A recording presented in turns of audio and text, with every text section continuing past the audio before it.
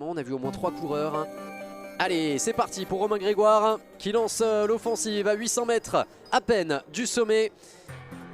Et Michel Esman qui n'a pas fait le jump, qui va faire une descente tambour battant pour Romain Grégoire. Autant pour moi qui avait dit qu'on n'avait pas beaucoup vu l'équipe de France depuis le début. Et bien voilà, aujourd'hui c'est rectifié lorsque la route s'élève. Les Français sont là et Romain Grégoire qui a quelques mètres d'avance au moment de franchir le sommet officiel de cette difficulté. C'est parti pour la descente de cette côte de Cessia. On plonge sur Oyonnax, arrivé à prévoir d'ici 7 minutes maximum, vu l'allure en tout cas dans cette descente. Le groupe qui est lancé derrière Romain Grégoire et cette journée.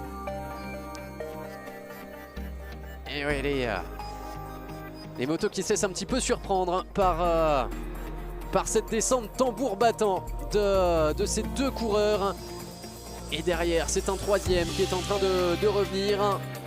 Et bien dans ce final, il est omniprésent. Et c'est un coureur hollandais qui est là, qui est allé tout droit.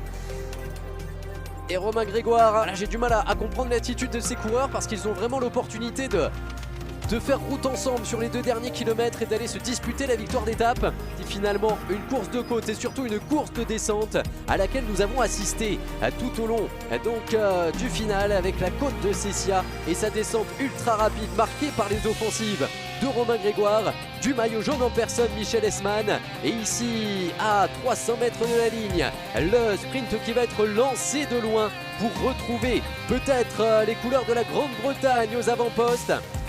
Avec également Romain Grégoire qui fait le sprint sur la droite de l'écran ici. Romain Grégoire peut-être pour aller s'imposer finalement au sprint, qui va être distancé avec la chute juste sur la ligne. Et on espère sans gravité. Oh là là là là, c'est terrible pour ces coureurs. Alors qu'a priori Romain Grégoire est bien vainqueur de cette étape.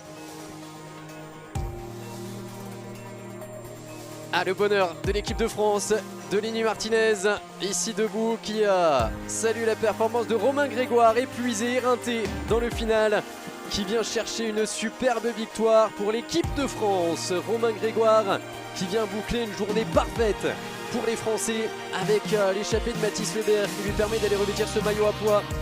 On aperçoit Alex Baudin ici qui vient féliciter également son coéquipier et les coureurs de l'équipe de France. Donc ils viennent marquer, c'est bon, leur entrée en pole position de ce Tour de l'Avenir.